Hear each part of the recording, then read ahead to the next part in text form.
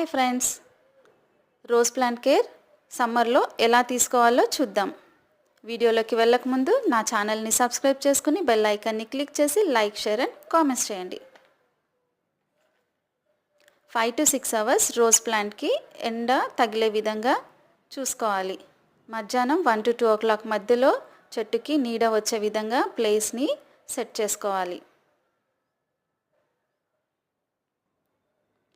కలుపు మొక్కల్ని ఎప్పటికప్పుడే తీసేయాలి.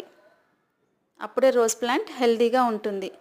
మనం కలుపు మొక్కల్ని పెరగనిస్తే రోజ్ ప్లాంట్ వీక్ అయిపోయి పువ్వులు చాలా విరివిగా పూస్తాయి.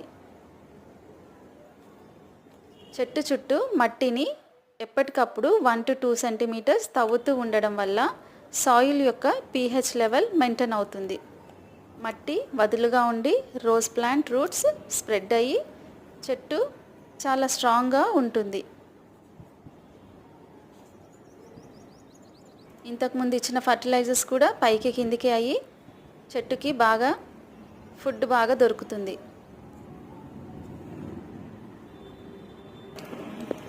సీజర్ని డిస్ఇన్ఫెక్షన్ సొల్యూషన్తో లేక సోప్ వాటర్తో ఎప్పటికప్పుడు క్లీన్ చేసుకోవాలి.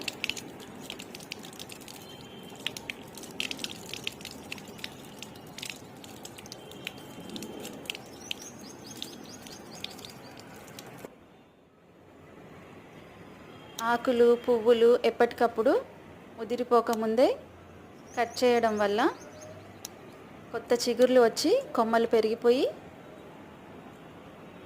మొగ్గలు బాగా వస్తాయి. వీక్లీ వన్స్ ఫర్టిలైజర్స్ ఇవ్వడం వల్ల చెట్టు హెల్తీగా ఉంటుంది. ఆకుకూరలు, కూరగాయలు, బియ్యం, పప్పు, ఇడ్లీ రవ్వ, అటుకులు ఇలా కడిగిన వాటర్ని ఒక బకెట్ వాటర్లో కలిపి చెట్లకి పోయాలి. వాటర్ కారిపోయే విధంగా పోయకూడదు.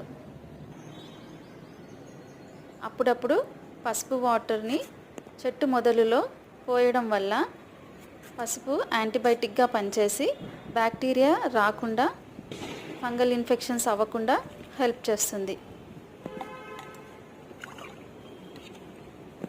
Morning before 7 o'clock, evening 6:30 to 7:30 మధ్యలో వాటర్ పోయండి. లేకపోతే ప్లాంట్ డీహైడ్రేట్ అయ్యి ఎండిపోయి చనిపోయే ఛాన్స్ ఉంటుంది. ఈ సమ్మర్ మొత్తం వాటర్ని 2 పూటలా పోయండి. ఈవినింగ్ ప్లాంట్కి షవర్ చేయడం వల్ల హైడ్రేషన్ మెయింటైన్ అవుతుంది. Take care.